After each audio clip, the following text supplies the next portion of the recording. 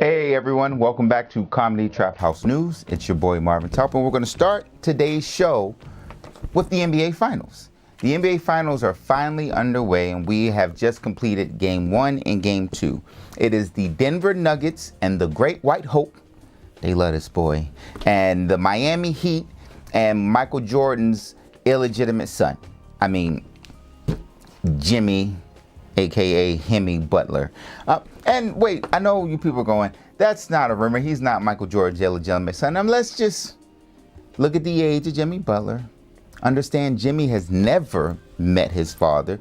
His mom was paid off, and he's never met his dad.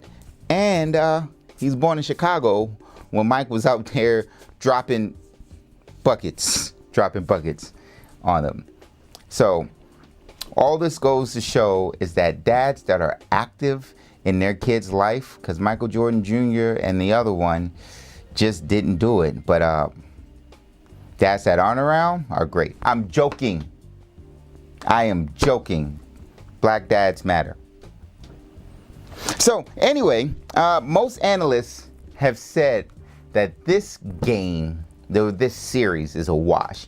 They were saying the Denver Nuggets in 5. Some people had Denver sweeping because Denver, on paper, might be the best team in basketball right now. They definitely should, on paper, blow out the Miami Heat. But this is why you play the game, ladies and gentlemen. This is why you play the game. So we're going to see if it's either the best team in basketball or the hottest team in basketball who will win the championship this year. And for those who are probably going to ask, I still got Denver, but I got Denver in 7, not Denver in 5.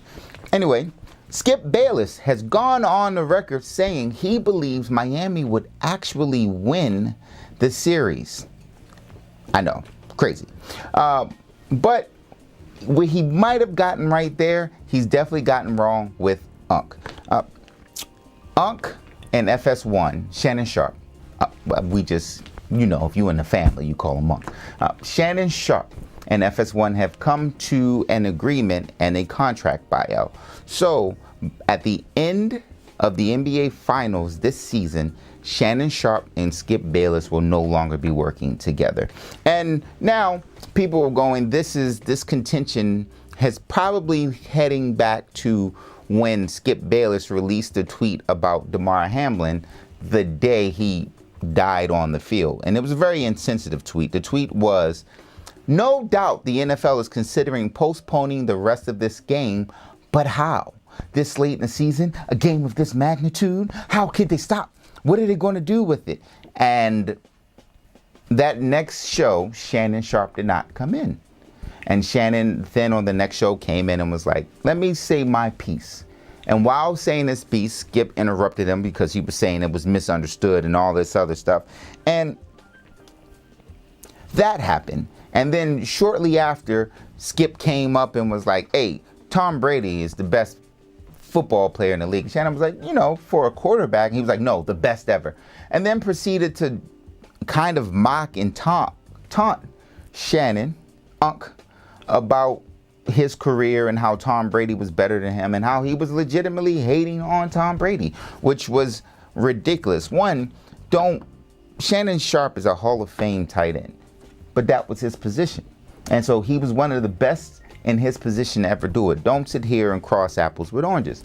But it was another level of disrespect that Skip Bayless had. Now, Skip might be good at what he's doing. He might understand the job, right? He might be a great analyst. But what he doesn't have, that's my phone going off, sorry. What he doesn't have, and what he is he's a little bit tone deaf. Yeah, that tone. Now, we're going to shift the news a little bit because we have a tragic event coming from Virginia. In Virginia, there was a passenger plane that was flying and kind of veered off course dramatically, 34,000 feet in the air. One pilot, 3 passengers, and mayhem ensued because as it veered off course, it was heading towards the U.S. Capitol. And the plane ended up crashing, but it caused such a high alert, right? Like everyone was like, oh my goodness, this is something going on. So much of a high alert that the Capitol Police actually mobilized and put out. And we know the Capitol Police ain't really them, because they had an opportunity before, and we saw what happened with that.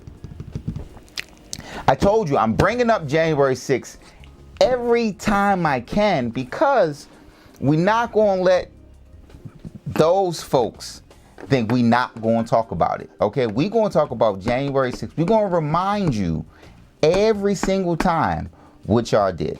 So there's a full investigation ahead, because there was no communication with the plane. We have no idea what happened, why it happened. There's potentially no black box on this plane because it was a passenger plane. So there's just a lot of unknown. So there's a full investigation that's underway. So what we want to do here from CTH News is give our full condolences to the families that have lost loved ones. Unless they was about to do something grimy and cruddy. So and in that case, we'll take it back. But right now, you get full condolences from us and our families here. Speaking of grimy, we're going to jump to Ireland. That is one of my favorite Irelands, but not this Ireland. This is Kathy Ireland. We're going to go to the country Ireland. My bad. That's Scotland. That we're getting closer though. That's Scotland. We're going to go to the country Ireland. My bad. Yeah, that's close enough. Close enough. So, in Ireland, the government has made this proposal that they are going to eradicate 200,000 cows for the sake of meeting their European Union emissions quota. And there's just not enough Chick-fil-A commercials on standby to help 200,000 cows. Now, I understand the idea of having to do things to cut back on emissions, but you already receive 25% of your meat from Brazil. You don't do it from Brazil. Why would you eradicate 200,000 cattle when you need them? It's stupid, right? But it's not like regular stupid. It's like dumb, okay? It's like eye roll, I'm sick of y'all because y'all can't figure this out. Dumb. Yep. So the issue is, I understand that these developed countries have an obligation to trying to cut back on global emissions. It's a big thing. We know carbon footprints are huge, and we know we're basically pushing the earth to the point of no return. Some experts say we got 30 years. Some experts say we got 32 days. I don't know. We're going to ride that out. But part of the issue is, when you are a first world country and you have all of these regulations already in place, you're probably you're in the better position to continue production. Okay, now killing 200,000 cattle, what are you going to do? Burn them? You're probably not helping with the carbon footprint. And I know vegans, you're saying, well, this is why we shouldn't eat meat anyway. Those cows have a soul and whatever, they're livestock. But this is not about you, vegans. So stop trying to be like Leos and turn everything that is mentioned in the air about you. You know how Leos do. Oh man, my birthday's tomorrow. Well, wait till August when my birthday. It is May. No one cares about your August birthday, Leo. Yes, I'm saying it to you. I already know this thing's about to light up too, Emmanuel. It don't matter. Anyway, so I'm a Leo. So you understand exactly what I mean. Yeah.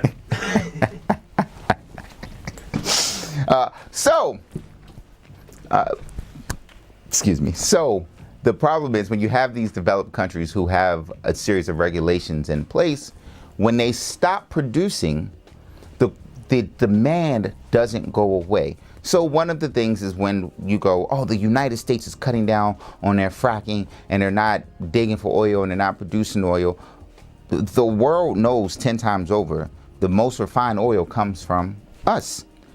So when you don't and you leave this gap in the market, you have places like Russia who then become the next big thing. Well, we know the Saudi Arabians do their thing, right? But when you get a country like Russia who's now producing oil for everyone, but we know the quality of the oil is trash. We know they're fracking all over, and we know that they're not regulating the emissions coming from their place.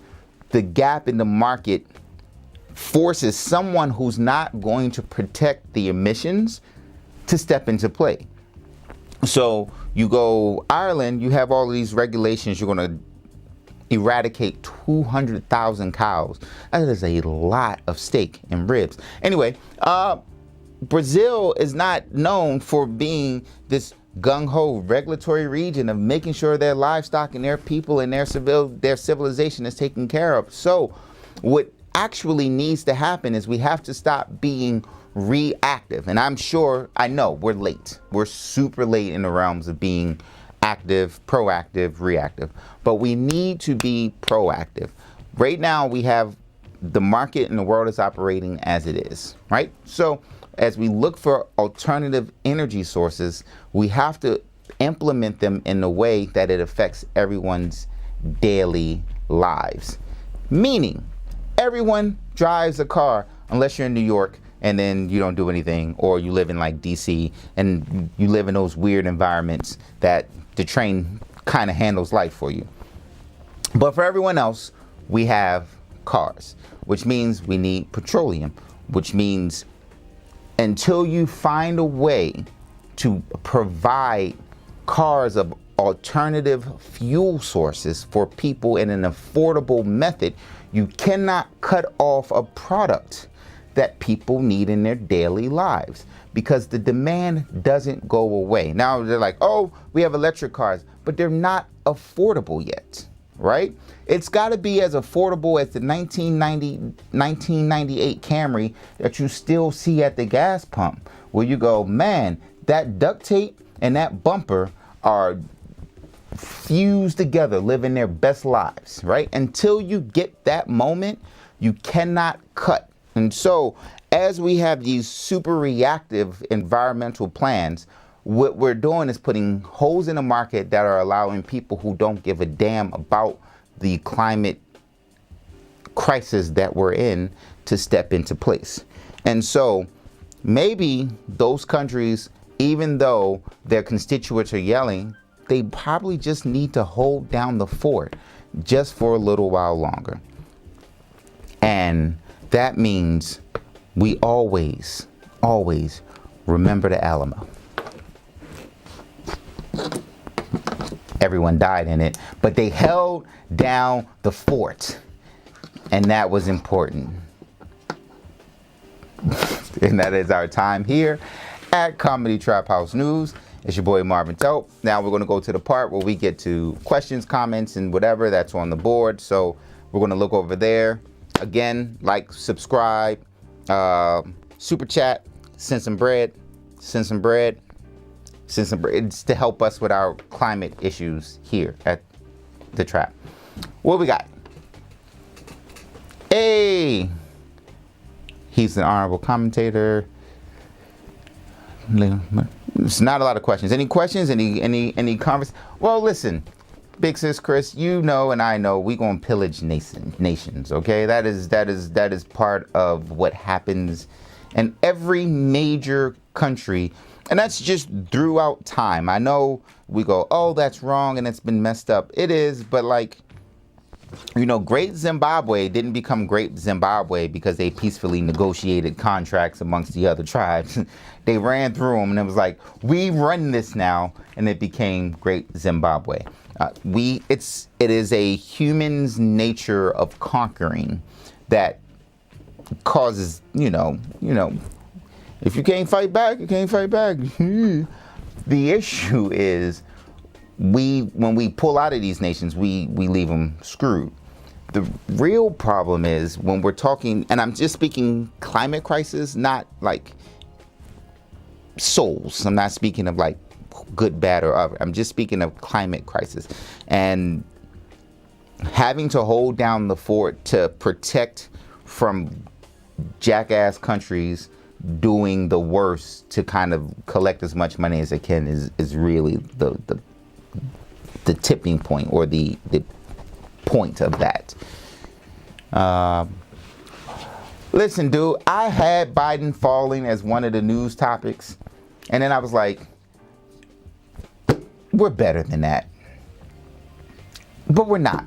Biden falling is hilarious to me. Every time he's like, I'm waiting for the reel of every one of his falls, like timed with like Three Stooges like beats.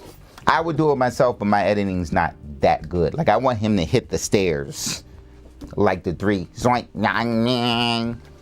But he's old, and he's walking around without crutches, without a cane, without a walker. He ain't even got the person who's supposed to be on his arm to pretend that he can walk there. And every time he do that, he falls, right? But he gets back up. And like Donnie McClurkin said, that is...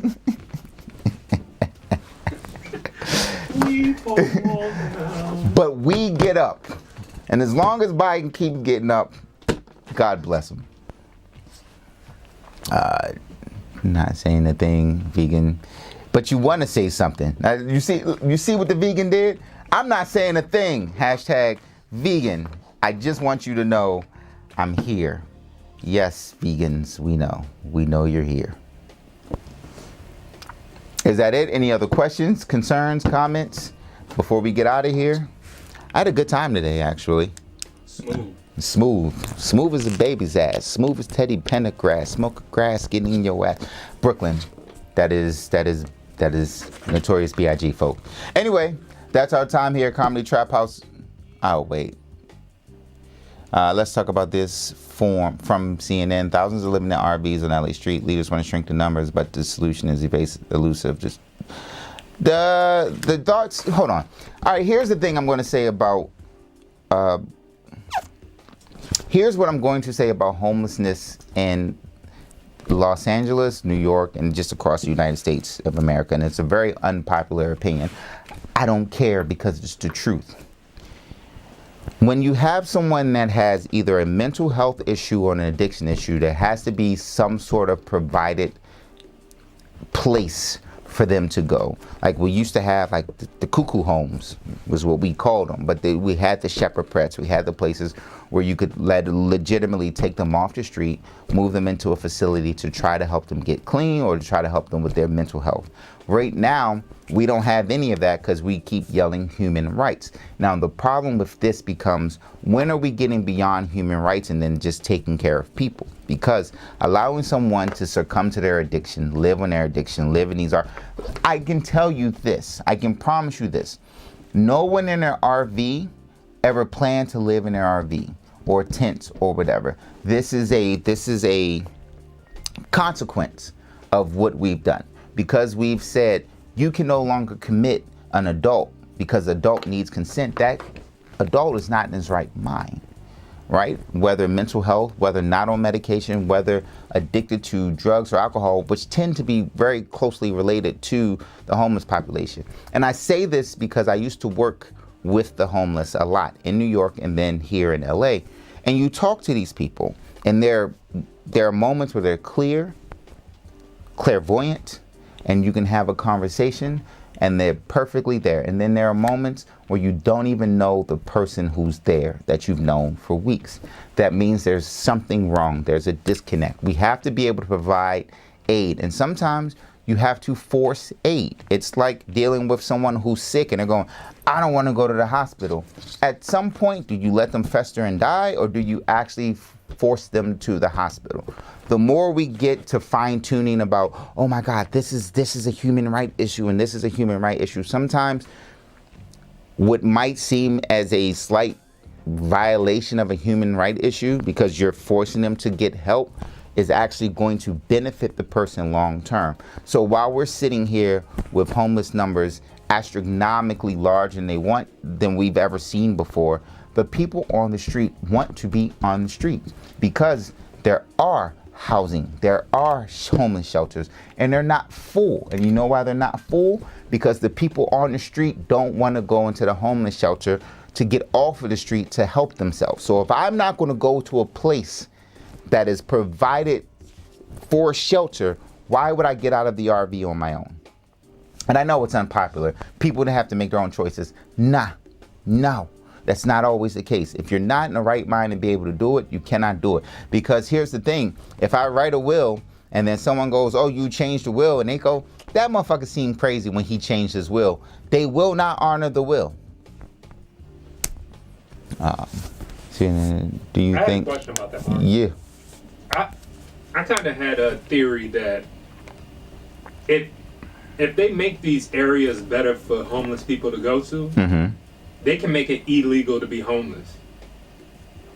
Well, I think what would be the ramifications? Well, that's always homelessness illegal. Like, you have to either be at your own place if you have one, or there are these sanctioned places.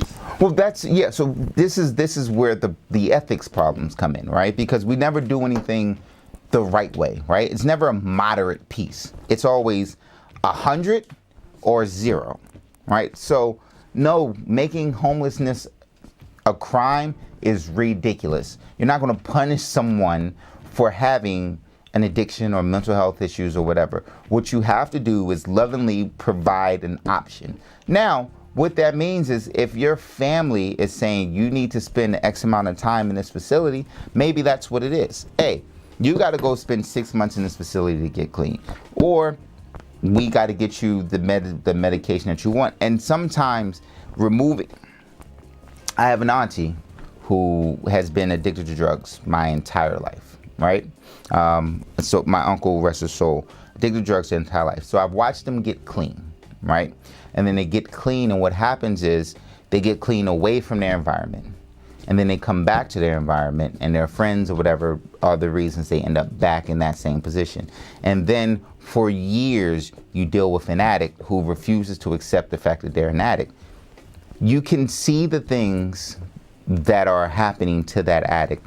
That's when people, family, friends, others need to intervene, again, in a loving, helpful way, not in a criminalistic way. We're not looking for more labor in prison with my solution. I'm saying what we need to just help people get better. And sometimes you have to strong arm someone to get better, but that doesn't mean making homelessness illegal, because the ramifications of that are terrifying to what society would actually be.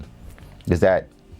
I definitely feel where you're coming from, but I think this is my point. If you have enough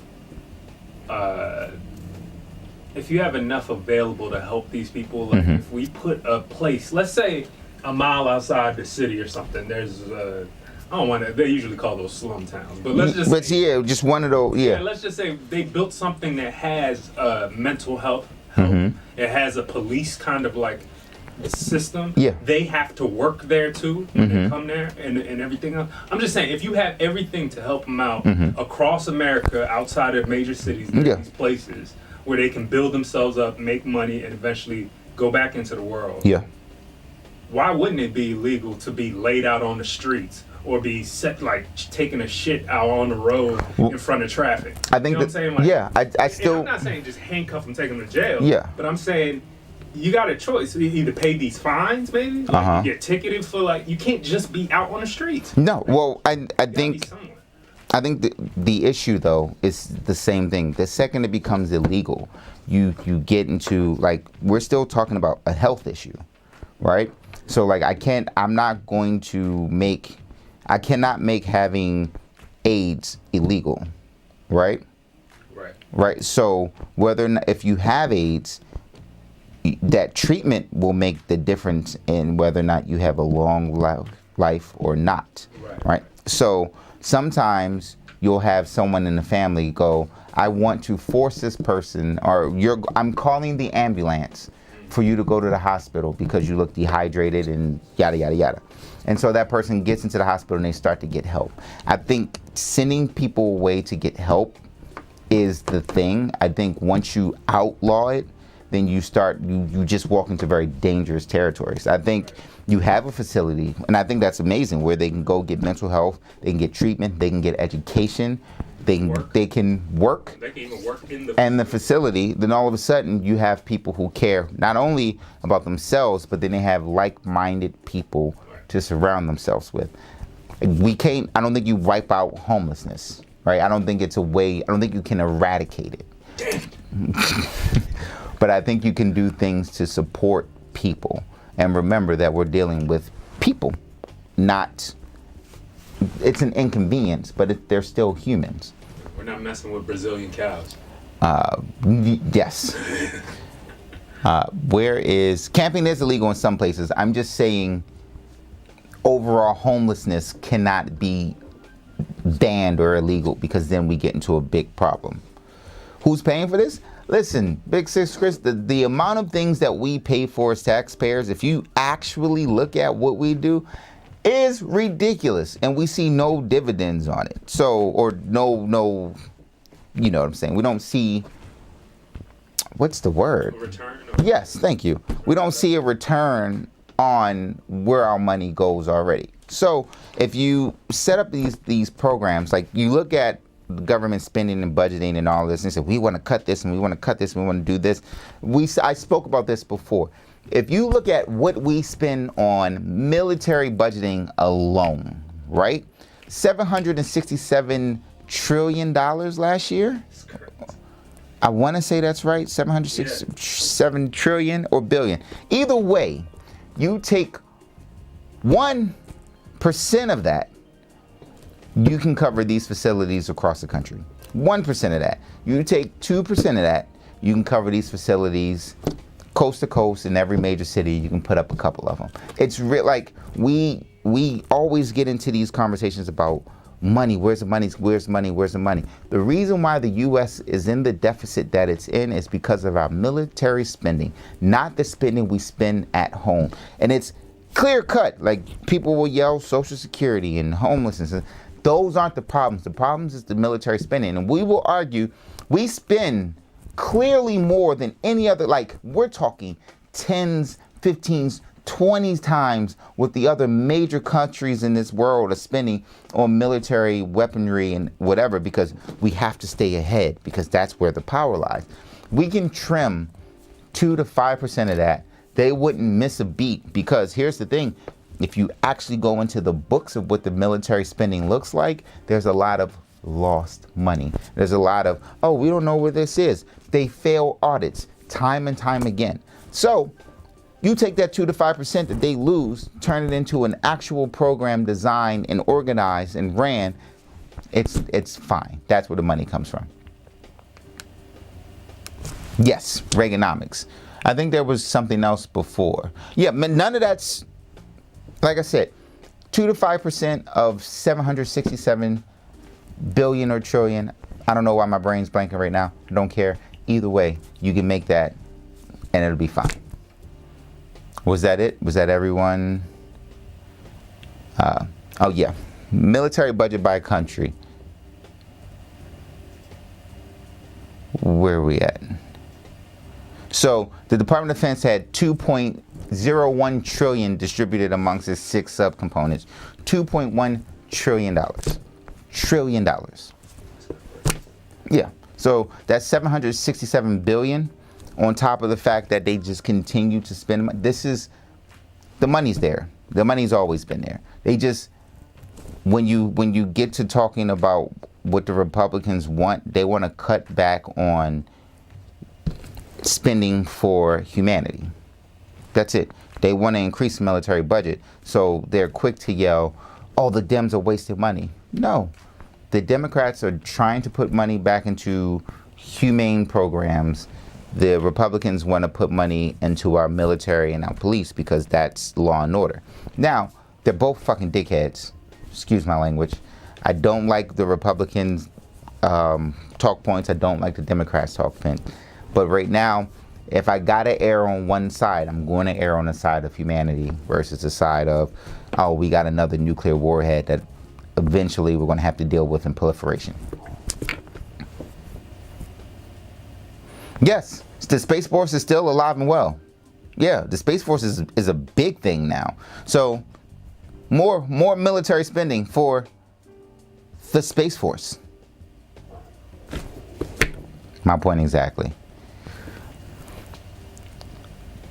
We good. I think that's it. Yeah, well, that's one more thing. It's not a priority. Homelessness is not a priority to anyone except for local governments. And local governments really don't care. They just don't like the fact that it's an eyesore. Like when the Olympics come to LA and the World Cup comes to LA over the next 4 years, they're going to remove every tent, encampment, and everything, and they're going to force these people into a place so that the visual of what their city looks like is fine. That's really what this comes down to. We're talking about visual inconvenience and the occasional human turd on the sidewalk downtown. That's it. Anyway, that's our time. This was fun. I like that. Exactly. So that's our time here at Comedy Trap House News. It's your boy Marvin Telp. Again, like, subscribe, share. Let's grow this. Really appreciate you spending time with us. Peace.